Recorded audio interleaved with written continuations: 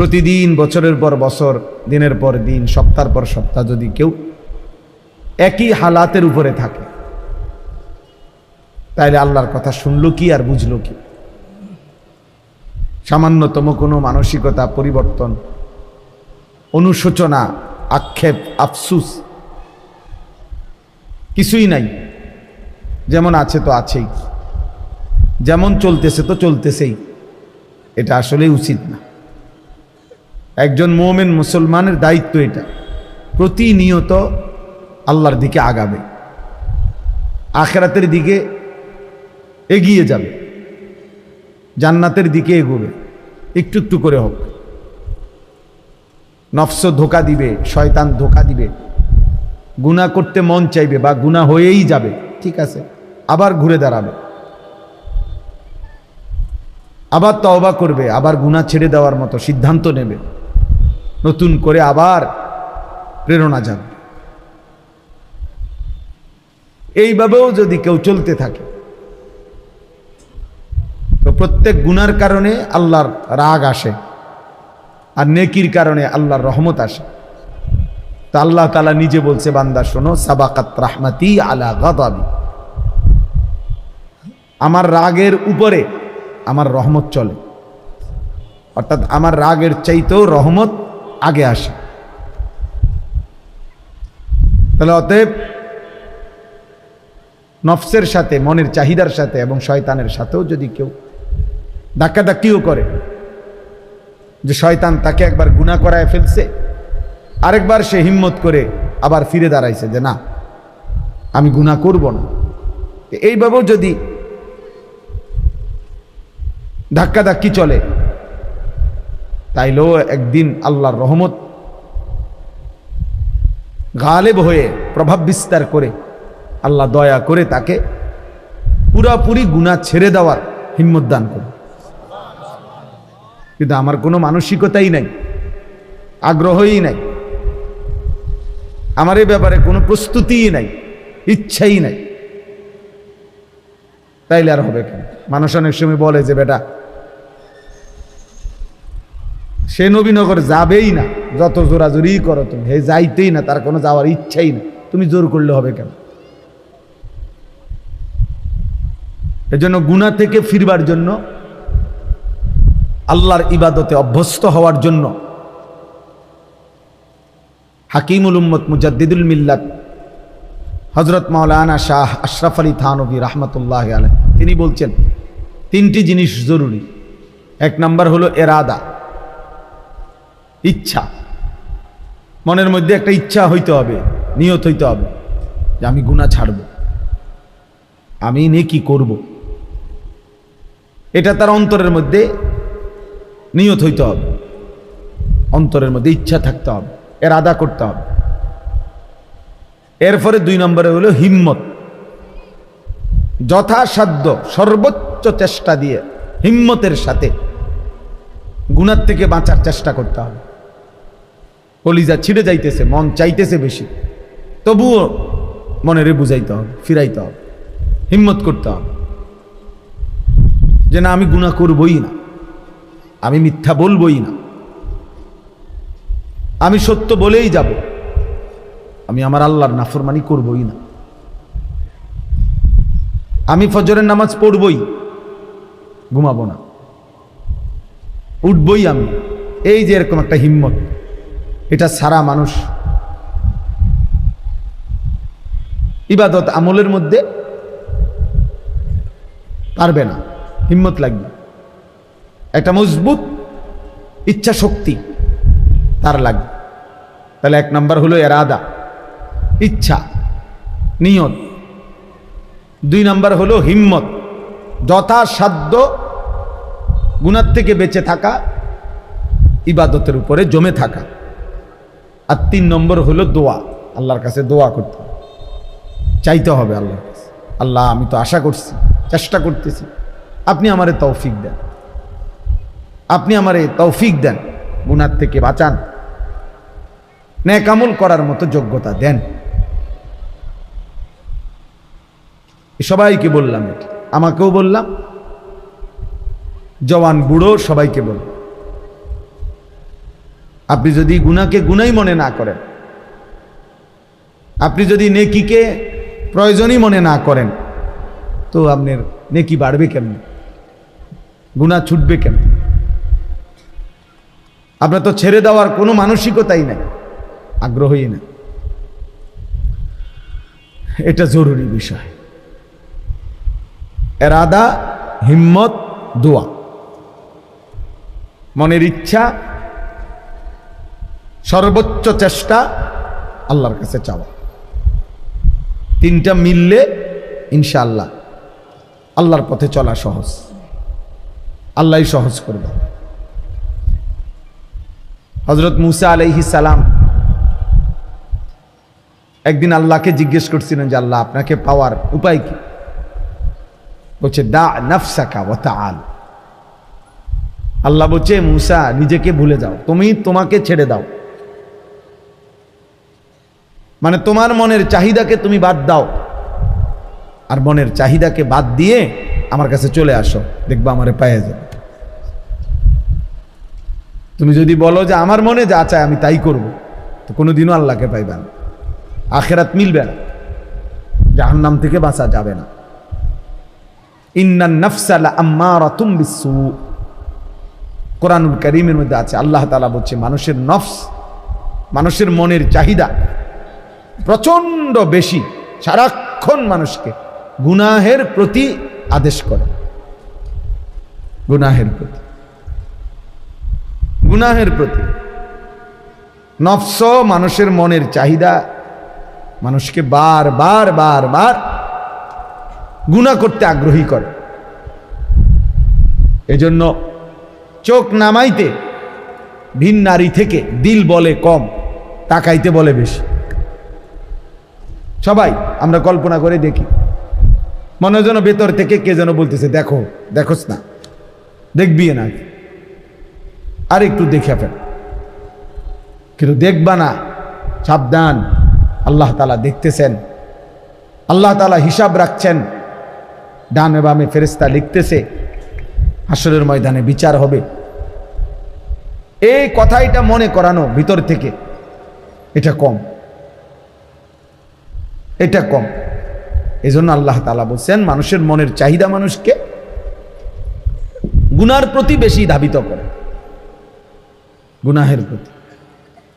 এই জন্য দয়া করে ছেলেরা, নওজোয়ান, বাঁচতে হলে চেষ্টা করতে হবে। আর যদি বলো ঠিক আছে হুজুর, আমি আমার আখিরাত বলতে কিছু বুঝি না, মৃত্যু, কবর, পরবর্তী জীবন, এটা বলতে আমার কোনো কিছু নাই, বুঝ নাই, আমি এটা চাইও না, আমি ফেরাউন নমরুদের মতো, হামান কারুনের মতো শুধু দুনিয়া ভোগ করতে চাই, তো ঠিক আছে, চলো দুনিয়ায় চলো। বাকি কথা হইল কোরআনুল কারীমের মধ্যে আল্লাহ তাআলা বলছে দুনিয়া বান্দা যতই চাক, আমি বরাদ্দ যে দূর রাখছি ও দূরে মিলে। তোমার আব্বা চেষ্টা করেও, তোমার 14 গোষ্ঠী চেষ্টা করেও এর চাইতে বেশি দিতে পারে, ওইটুকু দুনিয়ায় মিলবে যেটুকু আল্লাহ লিখে রাখছে, ফাঁকি দিয়া আখিরাতটা বরবাদ করে দিল। যত নারী দেখছো অত নারী কোনো তোমার জীবনে মিলবে না, যত সম্পদের লোভ করছো, টাকার যত প্রয়োজন মনে করো, এত টাকা কোনো মিলবে না। এক একজনের মনের যত চাহিদা, যত কিছু আকাঙ্ক্ষা, সব আকাঙ্ক্ষা পূরণ হয় না, এটাই স্বাভাবিক। আরো ধনী হলো, আরো সম্পদশালী হলো, তাহলে লাভ হইল কি? আর আল্লাহকেও ভুলে গেলাম, আখিরাতকেও ভুলে গেলাম, আল্লাহর ইবাদতকেও ভুলে গেলাম, এখান দিয়ে মনের ইচ্ছা মতো তো সব পাইলাম না, আমার চাহিদা মতো তো সব মিলল না। দুনিয়া তো আমার ওইটুকুই মিলল যেটুকু আল্লাহ লিখে রাখছে। আজ্জালনা লাহু ফিহা মা নাশাউ লিমান নুরিদু, আল্লাহ বলছে যতজন দুনিয়া চায় আমি সকলকে দুনিয়া দেই না, আমি যে কয়জনকে চাই ওই কয়জনকে দেই, এবং যতজন দুনিয়া যেটুকু চায় আমি অতটুকু দেই না, আমি আল্লাহ যেটুক চাই অতটুকু দেই। অতটুকু দেই। কিন্তু সুম্মা জাআলনা লাহু জাহান্নাম, প্রত্যেক দুনিয়া লুভিকে দেখেন, ওই যে ওদের মোবাইল দেখেন, এদের মানে মেন ব্যস্ততা হলো মোবাইলটা। এটারে একবার আলগি দিয়া ধরে, একবার উঁচা করে ধরে, একবার নিচা করে ধরে, একবার ডান দিকে নেয়, একবার বাম দিকে নেয়। মানে হুজুরের যদি আরো বাপ হয়েও বলে, হ্যাঁ, ফিকির হলো মোবাইলটা, এইটার মধ্যে উঠাবে, রেকর্ড করবে, কেউরে দেখাবে। এই কারে বলে, কি জন্য বলে, কোনো ফিকির নাই।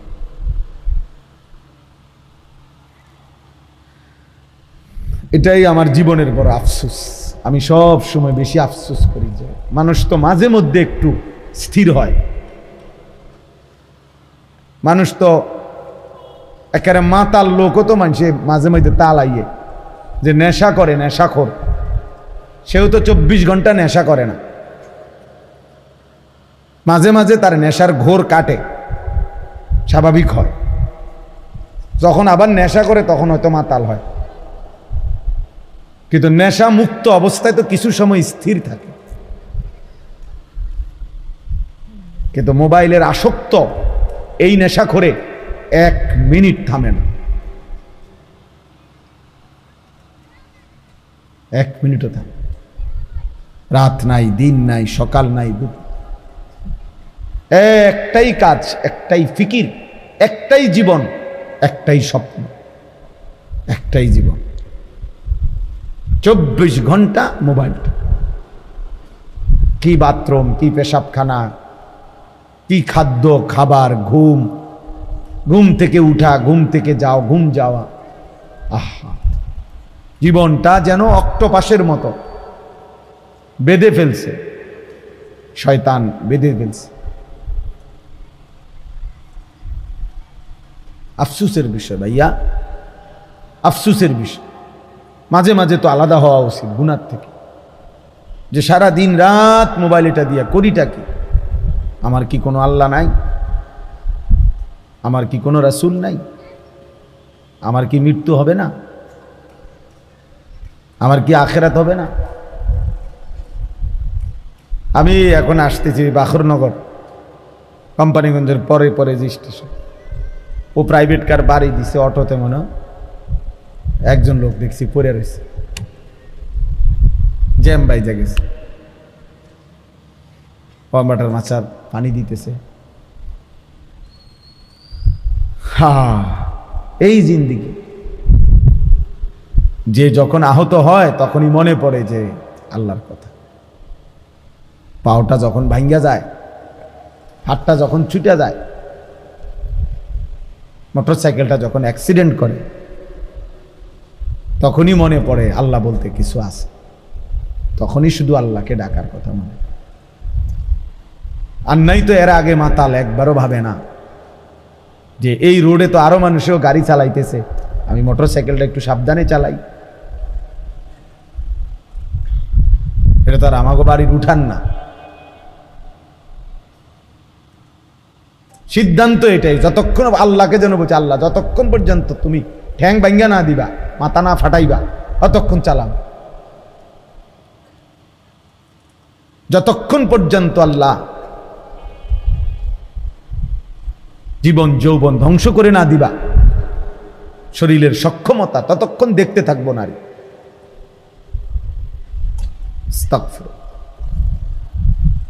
এজন্য দোস্ত, এটা ভাবা উচিত, বাবারাও ভাবা উচিত, সবাই আমরা ভাবা উচিত। 24 ঘন্টা 2 জিনিস আমাদের বিরুদ্ধে লেগে থাকে। এক হলো আমাদের মনের চাহিদা, নফস, আরেক হলো শয়তান। বাহিরে থেকে শয়তান, ভেতরে থেকে নফস। এই 2 শত্রু আল্লাহ আমাদের বিরুদ্ধে লাগায় রাখছে। আর বলছেন এই 2 শত্রুকে পরাজিত করে তোমাকে বিজয়ী হইতে হবে, এরপরে জান্নাত। জান্নাত এটা মামুলি না।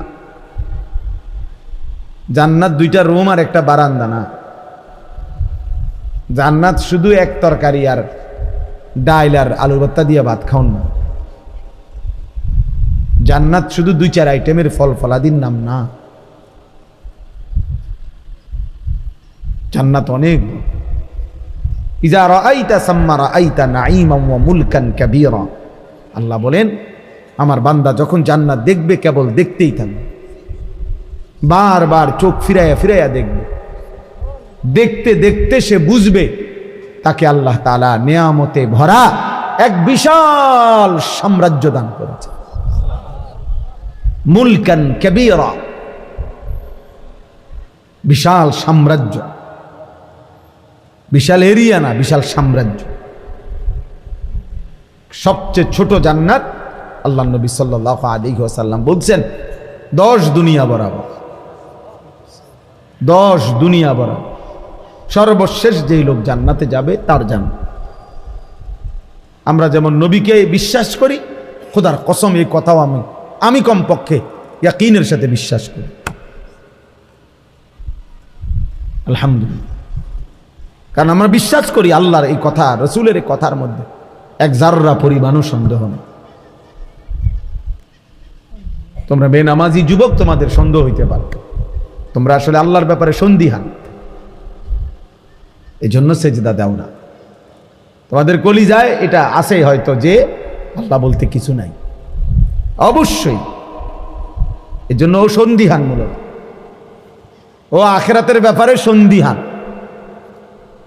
ও নবীজির এই কথাগুলোর ব্যাপারে তার সন্দেহ আছে। এই জন্য সে স্বাভাবিকভাবে হাসি খুশি মুডে ঠান্ডা মাথায় নামাজও পড়ে না, সেজদাও দেয় না, অনবরত গুনাহ করছে, গুনাহ করছে, গুনাহ করছে। আস্তাগফিরুল্লাহ। নাইতো তো কমপক্ষে একটা যুদ্ধ করতো। গুনাহ আমার নাই, আমি বলি নাই, আমি কোনো বেহেশতের থেকে আইছি না, এখন আসছি ক্যান্টনমেন্ট থেকে। বুঝেন নাই কথা? আমি কোনো বেহেশতের থেকে আইছি না, গুনাহ আমার নাই, আমি এটা বলি নাই। কিন্তু এটা কেমন গুনাহ যে 24 ঘন্টা, 24 বছর, 12 বছর, 10 বছর, 1 বছর এক তালে, এক রঙে, এক ঢঙ্গে গুনাহ। এটা কি ধরনের নাফরমান ভাই?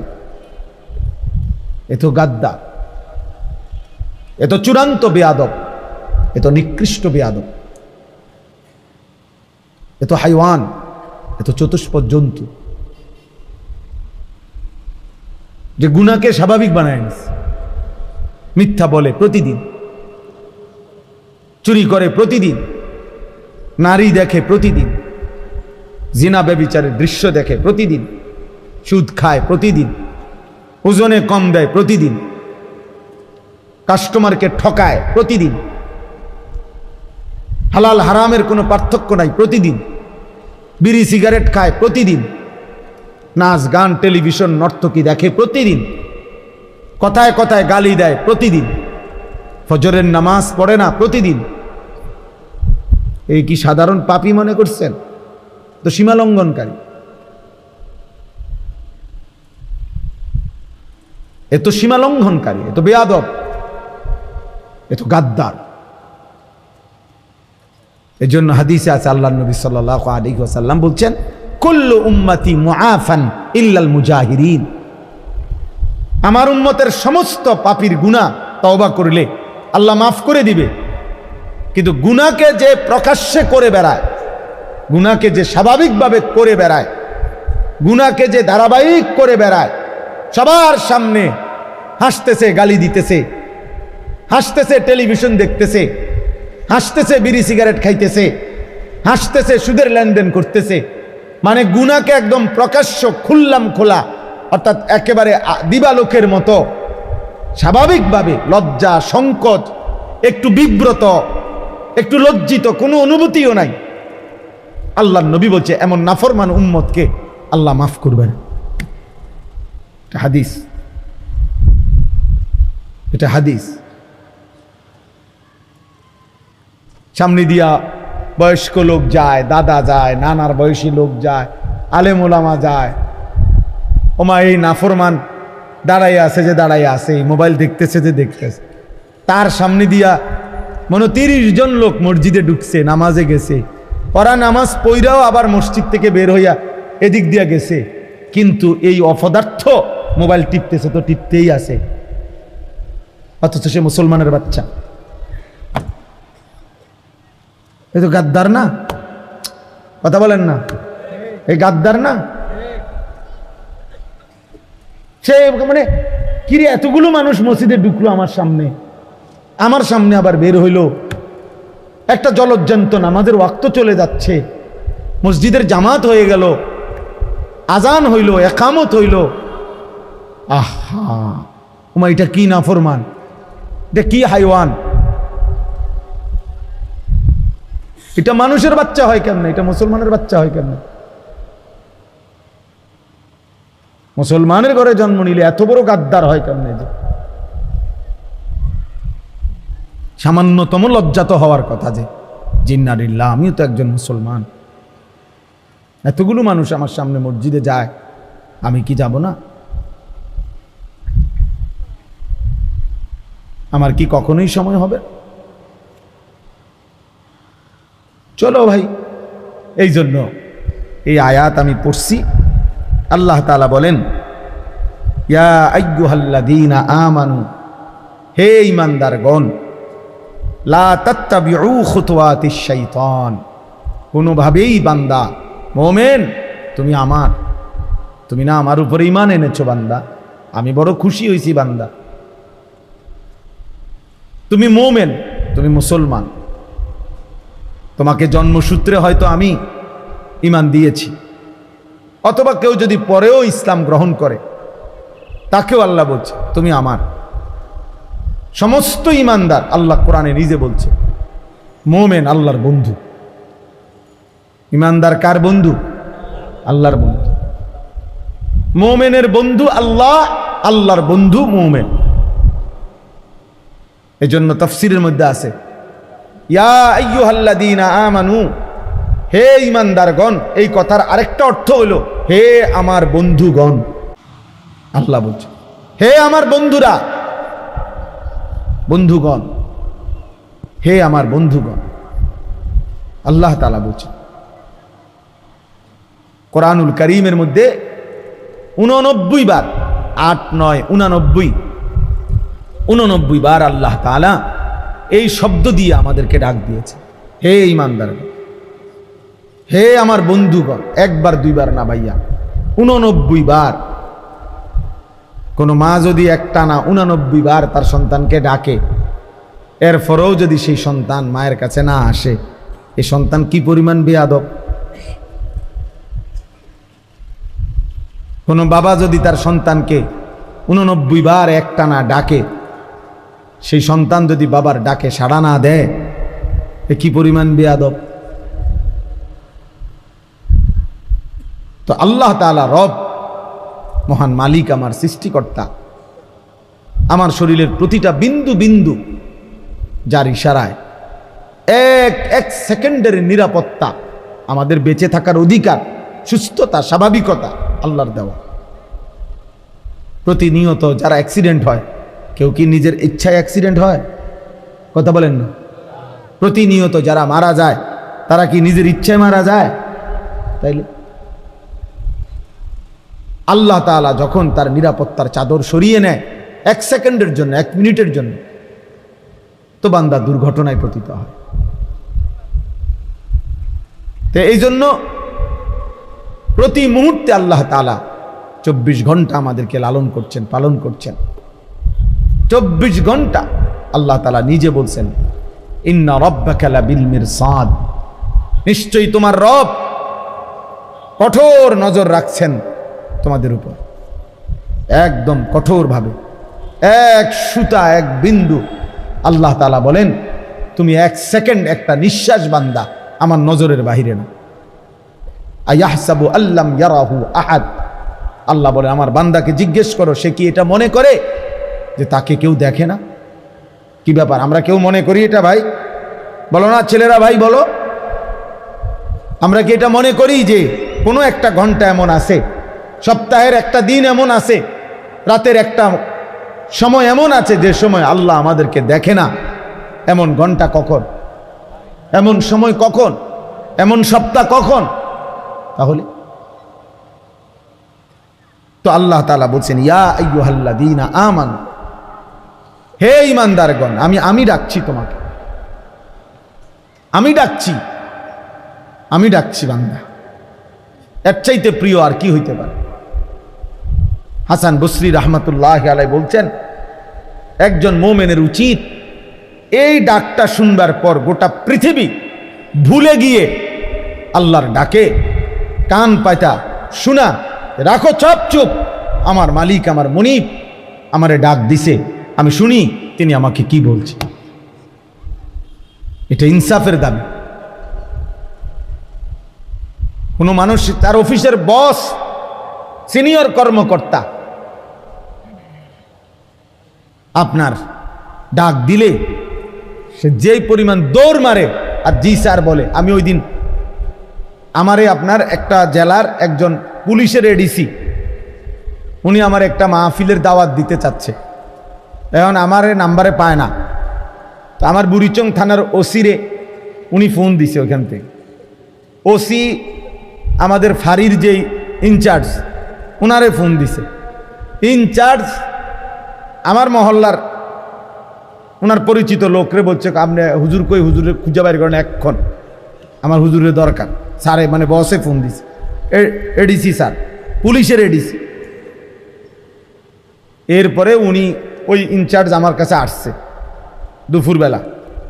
আমি দেখলাম বেচারা এ ওই স্যারের সাথে যে কথা বলতেছে, জি স্যার, জি স্যার, জি স্যার, জি হুজুরকে পাইছি স্যার, পাইছি স্যার, জি স্যার আপনি কথা বলেন স্যার, আমি বলছি স্যার মানে।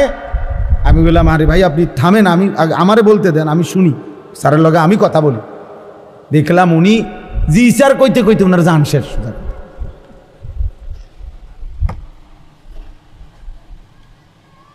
অথচ ওইটা উনি এখন এই মুহূর্তে ওইটা উনি ওনার রেঞ্জের না, উনি তো হলো ওই আরেক জেলার, উনি হলো এই জেলার, কিন্তু ওনার হুঁশ নাই, সোজা কথা হুঁশ নাই। নিজের ফাঁড়ি তুইয়া ইনচার্জ আইসা পড়ছে আমার খুঁজা বাইর করছে যে স্যারে কইছে হুজুরে টোয়াই বাইর করতে।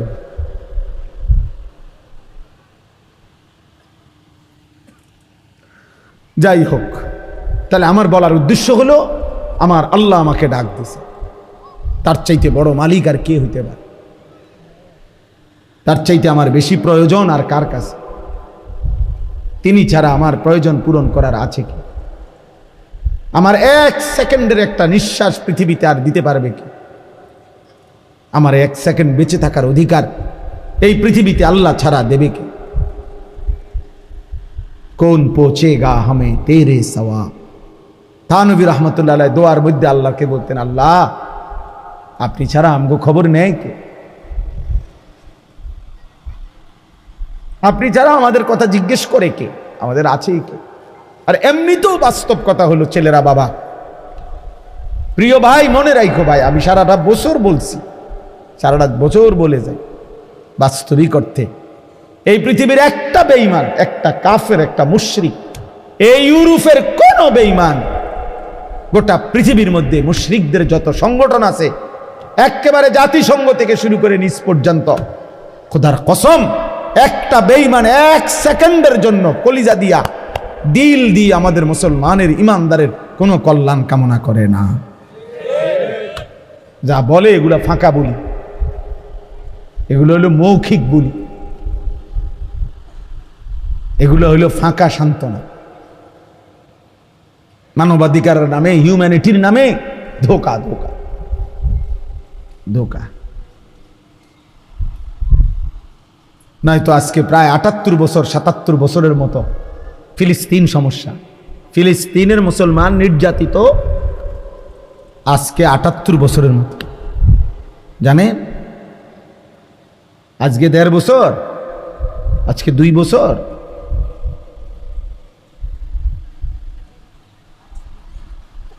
আজকে প্রায় ৭৮-৭৭ বছরের মতো ফিলিস্তিনের মুসলমান নির্যাতিত। একটি ছোট্ট এরিয়া ফিলিস্তিন, এই সামান্যটুকু জায়গার অল্প কিছু মানুষের সমস্যার সমাধান করতে ৭৮ বছর লাগে। কি মনে হয়? ইসরায়েলের জনগোষ্ঠী এই যারা মুসলমানদেরকে এইভাবে মারতেছে, ওদের মূল জনগোষ্ঠী 1 কোটি না, 92 থেকে 97 লাখ ইসরায়েলের ইয়াহুদি।